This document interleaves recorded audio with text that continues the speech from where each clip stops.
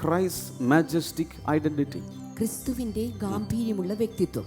The blessed Trinity is involved even in the greeting. അവിടെ ഒരു അഭിവാദനം പറയുമ്പോൾ പോലും അവിടെ ആരെയാണ് കൊണ്ടുവരുന്നത്? പരിശുദ്ധ തൃത്വമാണ് അവിടെ വരുന്നത്.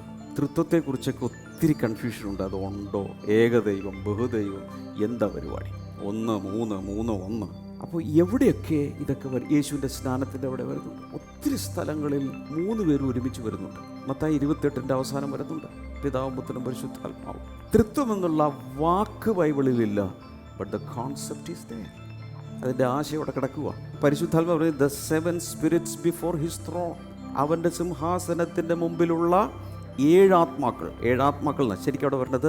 7-fold സ്പിരിറ്റ് എന്നാണ്. ചിലർ ഒരു പ്രാവശ്യം കണക്ക് കൂട്ടി പിതാവ് ഒരാത്മാവ്, പുത്രൻ ഒരാത്മാവ്, ഇവിടെ ഒരു 7 ആത്മാവും കൂടി പറഞ്ഞിട്ടുണ്ടോ. എല്ലാം കൂടി 9 ആത്മാവ് കൂടിയതാണ് ദൈവം. അങ്ങനെയല്ല അതിൻ്റെ അർത്ഥം. That is not the meaning. 7-fold spirit എന്നാണ്. യെശയ്യാവിൻ്റെ പുസ്തകം 11-ാം അധ്യായം 1-2 വചനങ്ങൾ എടുത്താൽ അവിടെ കാണുന്നു യഹോവയുടെ ആത്മാവ്, അതായത് the spirit of the Lord, the spirit of wisdom, the spirit of understanding, the spirit of counsel, the spirit of might, the spirit of knowledge and the spirit of the fear of the Lord. 7 അവിടെ പറഞ്ഞിട്ടുണ്ട്. So ഇതെന്താണിത്? 7 different expressions or manifestations of the Holy Spirit. ഇതാണ് യേശുവിൻ്റെ മേൽ ഇറങ്ങി വന്നത്. എന്നിട്ട് 7 വിധ ശുശ്രൂഷകൾ പുറത്തേക്ക് വന്നു.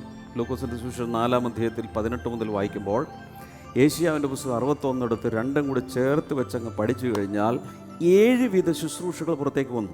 അതിനെയാണ് നമ്മൾ സാധാരണ the ministry VIBGYOR of Jesus. മഴവില്ലിൽ 7 വർണ്ണങ്ങളുള്ളതുപോലെ ഒരേ ആത്മാവ് തന്നിലേക്ക് വന്നപ്പോൾ 7 വിധ ശുശ്രൂഷകൾ പുറത്തേക്ക് വന്നു.